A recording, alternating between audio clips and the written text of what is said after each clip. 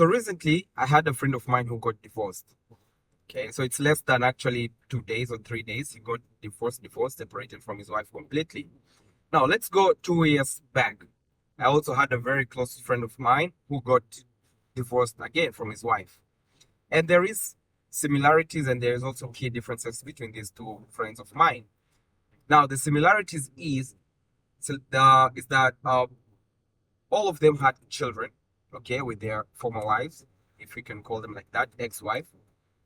And the difference is that one of them had a little bit of cash or is rich, and the other one didn't have money.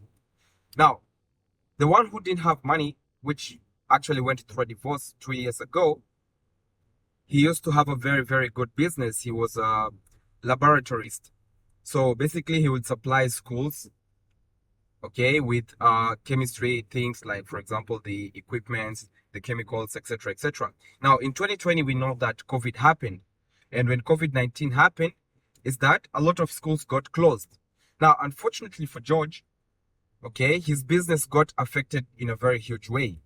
That's his name. His business got affected very, very bad. And while he was working, while the business was doing well, which is prior to the COVID-19, he opened a small business for his wife. And basically, he opened a shop where she sells house furniture. It's kind of like English Home.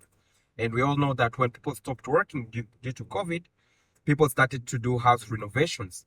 So while his business wasn't performing well, her business started to pick up. So what happened? He had two children with her. He had two sons with her. And the wife actually said, you know what? I can see that right now you don't have money. Unfortunately, I cannot take care of a grown-ass man. It's about time that we get separated. And that's how the divorce happened. Now, the recent divorce that happened with my other friend, let's call him Peter, is that he was rich. So we can clearly understand that the main cause of this divorce wasn't financial problems. It was actually other things. Now, you're probably wondering what point am I driving at? What's the main point? Well, the lesson is that if these two guys, let's say they lived in Western countries, for example, America, Canada, Europe, etc., they would have been destroyed. First, with child support. Second, they will have to give half of their properties to their wives. Okay. Now, I don't mind paying child support, but the point is, the woman will take half of my properties, half of what I've worked for 30 years, 20 years, regardless of if she got me with these assets, she's going to take half of it. And on top of that, she's going to take child support. So this is actually very, very bad, especially to men out there who live in the Western countries. Because if, let's say, you're not smart and you did not have a proper prenuptial agreement and she gets a good divorce lawyer, then you're wrecked.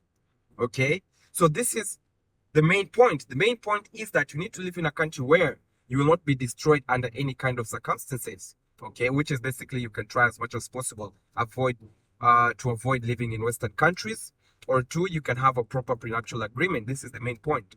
Now, my point is not that you shouldn't get married, you shouldn't have a wife, you shouldn't have children. No, but it's to make sure that even if you're married, you have all these things, you never know. You might love your wife, but you never know what might happen in the future, because you clearly understand that if with or without money, you might still get divorced. Look at some people like Jeff Bezos.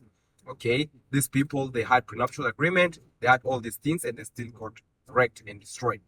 So the main point is, man, you have to stay safe out there. It's not easy being a man, and you have to make sure that when you get married, you look for the right person for you. Okay, so that's the whole idea and main lesson in this speech. Stay safe.